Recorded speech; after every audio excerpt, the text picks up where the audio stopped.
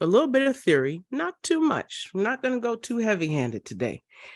But I wanted to offer some of the core concepts of what decolonizing the psyche is. Um, I don't know how many of you watched the recent Speaker of the House fiasco, that 15 rounds of tomfoolery that we had. And then we had some commentary in the acceptance speeches about how folks are going to rally against woke politics and keep perpetuating this cultural war and all of that great stuff, right? Decolonial theory is positioned within that shared phenomenon of us fighting this cultural war, and really excavating from the depths and from the shadows a shared history that many would like to forget, as opposed to accept, face, integrate, and then grow forward. So that's the hope today: accept, face, integrate, go forward. Decolonizing the psyche begins with an assumption, and that assumption is that oppression, whether that's oppressive forces, gendered oppression, oppressive logic, racial or bigoted projections, all of that distorts relationships between people, between the planet itself, the spirit of Onile, between the more than human world. And decolonizing the psyche as a project of rehumanization is born from a radical reckoning with the realities and the symptoms of what we call modernity, coloniality, or the last 400 to 600 years.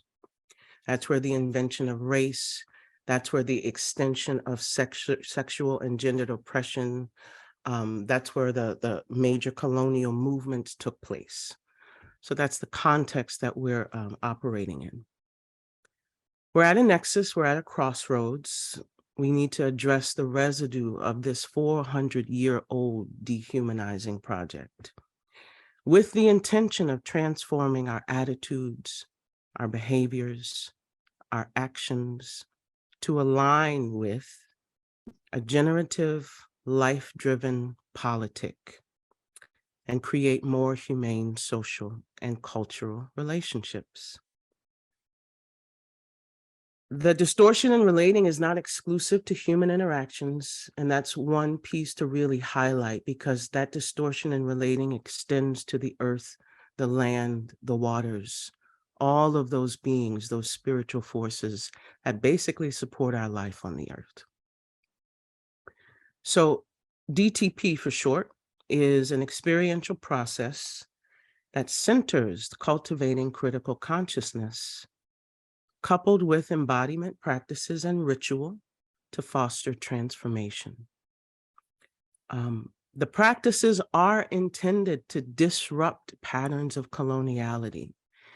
And I want to actually pause on that for 1 second.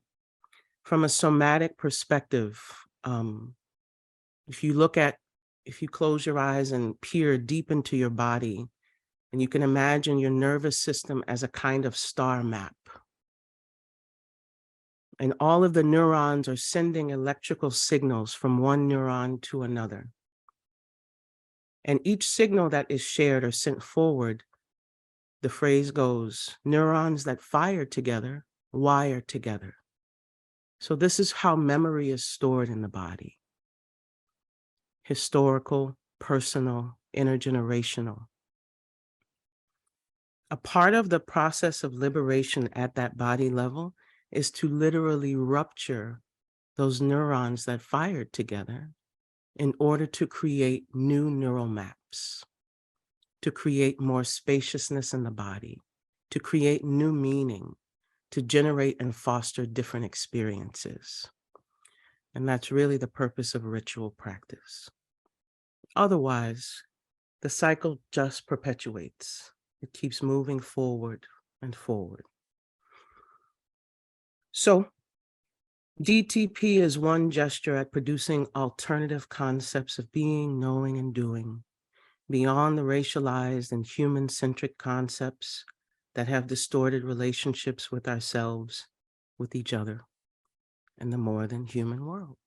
So I have some guiding questions for you to hold as we journey. What beliefs do I hold that perpetuate the illusion of separation? What beliefs do I hold that perpetuate human hierarchies? What beliefs do I hold that perpetuate a supremacy inferiority binary? What inherited values keep me in a state of perceived powerlessness?